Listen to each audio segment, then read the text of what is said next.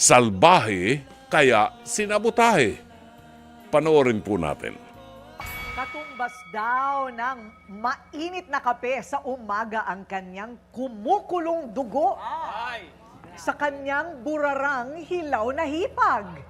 Bakit ba napaka-importante talaga nitong mic at saka nitong speaker, di ba? Ano bang meron dito sa mic at speaker na yan? Malalaman natin mula dito kay Kulot. Kulot, humarap ka na! Ay, patingin ah. Bakit galit ka? Anong problema mo?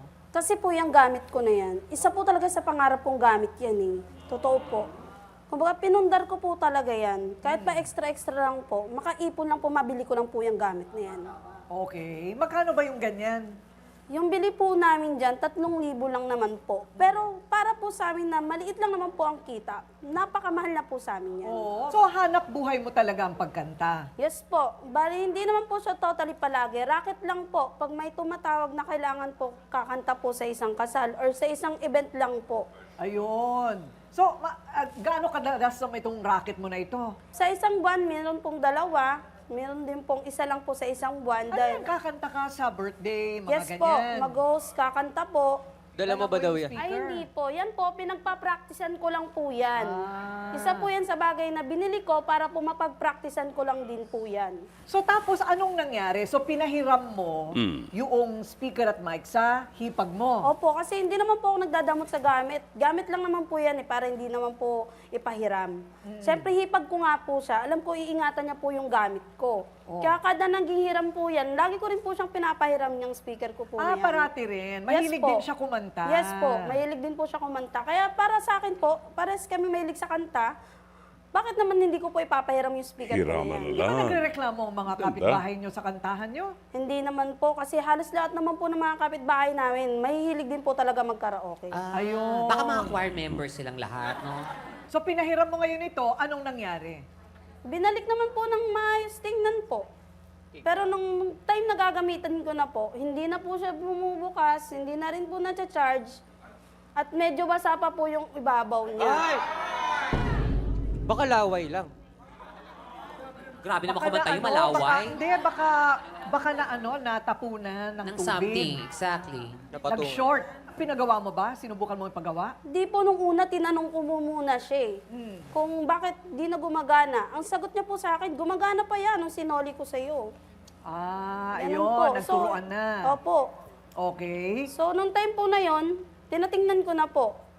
Ang sabi po sa akin nung gagawa, hindi na daw po magagawa dahil maliliit po ang pyesa. Hindi na po siya pwedeng ayusin. Nabasa daw po yung pyesa niya dun sa mismong ibabaw. Yung mismong mga wiring po, basa po siya. Ay. Ayun.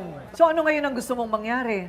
Gusto ko po siyang umamin kung ano po yung talagang ginawa niya dyan sa speaker ko. So, sinadya nga ba talaga niyang sinira ang speaker ni Kulot?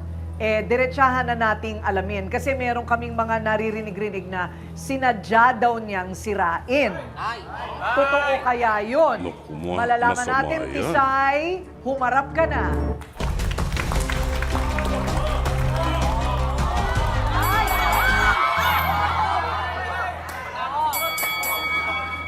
Ang bilis ha, parang microphone. No? Oy, wag daw ninyong bibiruin ang Kulot. Ayan. Okay, so, Tisay, madalas ka talaga humiram sa kanya ng speaker na yan. Opo. Okay, tapos, maayos mo naman siyang naibabalik. Opo. And then, anong nangyari? Bakit nung huling beses, hindi na umaandar nung binalik mo? Nadya ko na po talagang. Ay! Salbahe ka. Ang tanong Salbahe natin ka. dito kay Tisay, noong motibo, bakit ka galit na galit kay Kulot at ginawa mo yan? Mahilig po kasi siyang Kumanta. magparinig kapag tuwing dadaan po ako. Parang yung tipong kakanta siya, tapos pag dumadaan ako, yung parang bigla siyang tatawa, na parang nangaasar. Parang sa tuwing dumadaan ako, kakanta, tapos mamaya, parang tatawa, parang sabi ko, parang ako to. Bakit? Puro Hindi parang tayo yan, sabi puro ko. parang. Lagi siyang nagpaparinig sa akin. Inggit ka kasi, inggit ka lang kasi. O, aminado ako, inggit ako. Bakit ka magagalit? Kung, Aminado ako kung sa sarili kakanta ko. ako, kung dadaan ako sa'yo, wala O, kang bakit kailangan mo pakialam. tumawa? Nakakatawa ba yung bunga mo para sa sarili mo yung O, kaya nga, sabihin bakit mo, ka nga ikaw yung tumatawa? pinagtatawanan ko? Bakit ka nga Ha? tumatawa? Wala ka nung pake. O, di ba? Yun na yun. Bakit? Ikaw lang ba tao doon? Ikaw na yun. Ikaw lang ba tao sa Ayun daanan? na yun.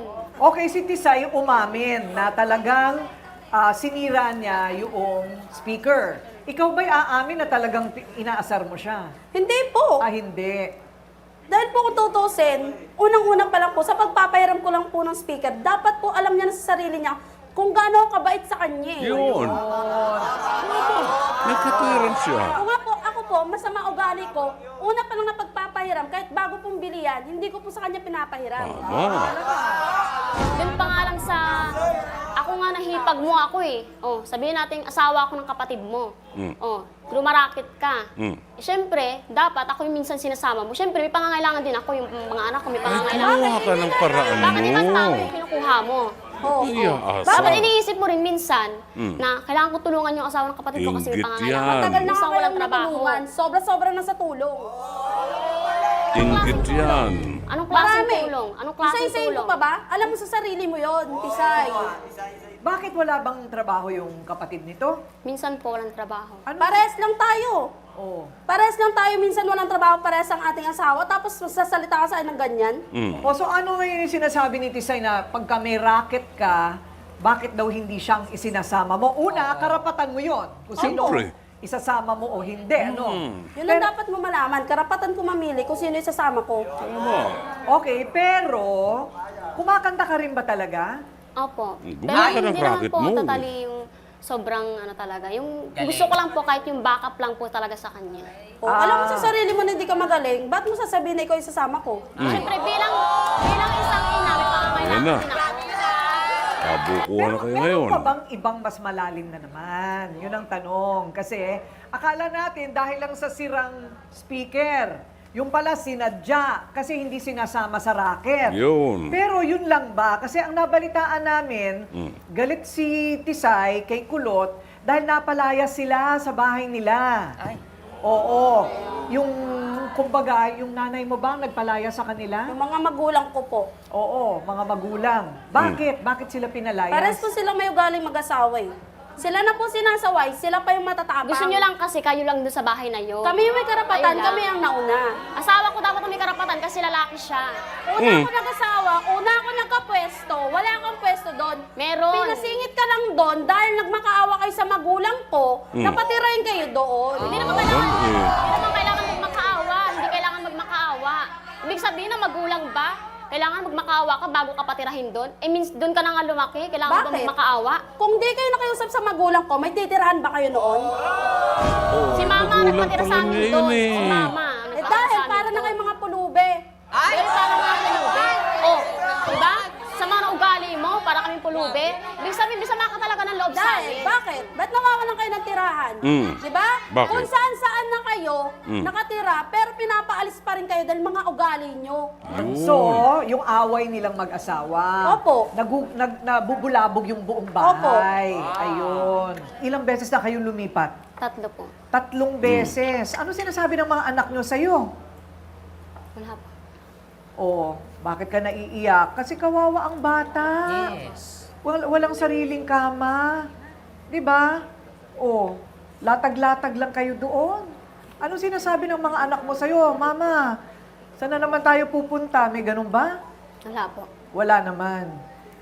Mas may ibubuga raw sa kantahan, kaya deserve niya ang mas maraming racket. Ayan, di ba? Ito na yung kakampi ni Kulot. Si Kiray, humarap ka na!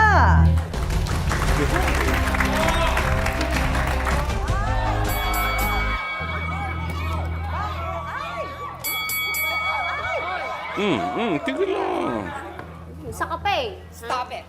Susul ka rin eh. Stop it. Okay. Stop it. Alam nyo, talagang galit sila sa isa't isa, ha? Baka akala kasi nung mga nanonood, pinipilit natin, hindi po, galit po talaga sa isa't isa.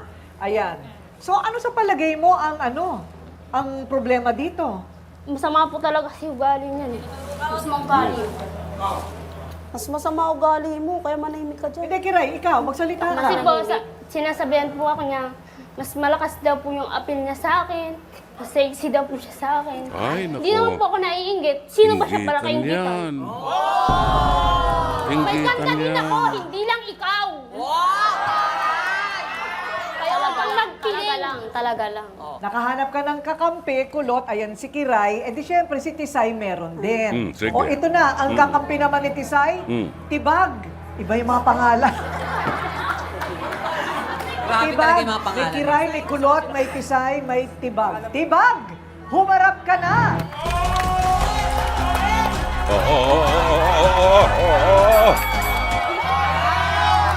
Oo, sabi ko naman, tigilan na yan eh. Kanto. Ang tingin mo, nililinisan lang niya. Opo, nililinisan niya lang po talaga yon. Pero inamin niya eh. Inamin Opo. na. Tapos nung ano po kasi, pinakita niya po sa akin na nililinisan niya po yung speaker tsaka yung mic. Tapos nung ano po, binakita niya po sa akin na inispray niya po talaga yung mic tsaka yung speaker. Oh, Tapos ayun. sinira po talaga yung Alam saksahan mo. po ng Okay, so bakit sa palagay mo... Eh may kasi po, Oh. hipag po siya eh. Bakit di mo siya kinukuha? Ay, inggitera ka din? Bakit? Hindi, di ako nangingialam sa akin. Sana, nangingialam sana ka? tinutulungan mo rin siya. Alam mo, nangingialam ka. Bet, alam mo ba kung paano ko tinulungan yan? Hanap ka ng Ha? racket Alam mo ba kung paano ko tinulungan dati yan? Hindi. Oh, hindi pala. Kasama manahimik ka. Kulot. Okay, ano yung mga itinulong mo na sa kanila? Madami na po, ma'am. Sample na lang po yung pag may sakit yung mga anak niya. Hindi po ako madamot magbigay ng pambili ng gamot ng mga anak Wala niya. naman Lalo eh. pag meron po ako. Sa pagkain po, sa bigas. Ganun Inggit po. Hindi po ako yan. nagdadamot sa kanila. Masama yan. Hindi yung hindi yung Hindi naman ako sa'yo. Hindi yung panunong May naitulong din ako sa'yo. Ano tulong mo? Umuutang ka, hindi ka nagbabayad. Alam yan, kung nasasawa mo ako kabayad.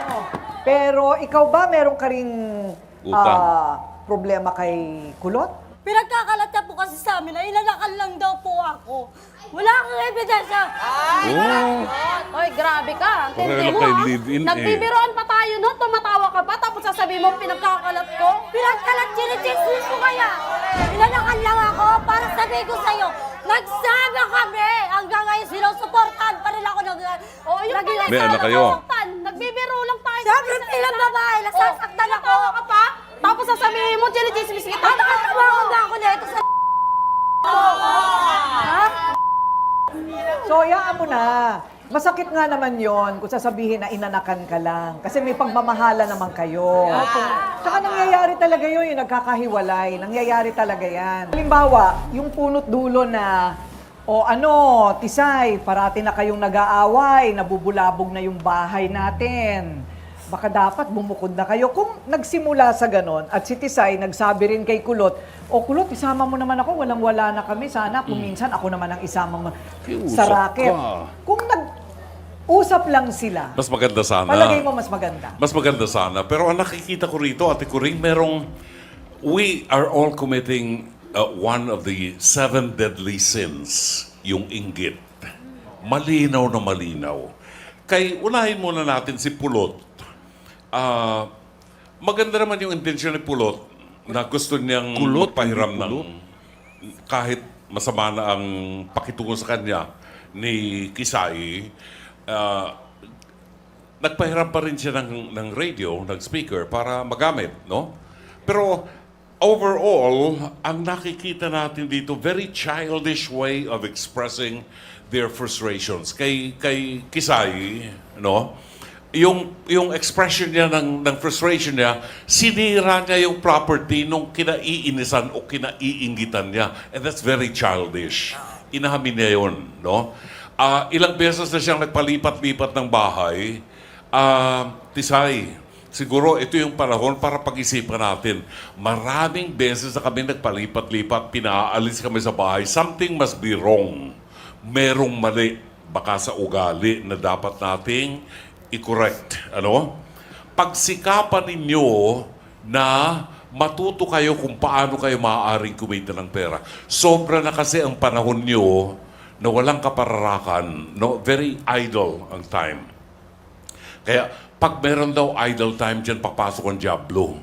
So, gamitin nyo maging productive at kayo rin mismo, matutuwa kayo sa sarili nyo dahil meron kayo naabot na mga pangarap nyo. Thank you, Ate Kuring.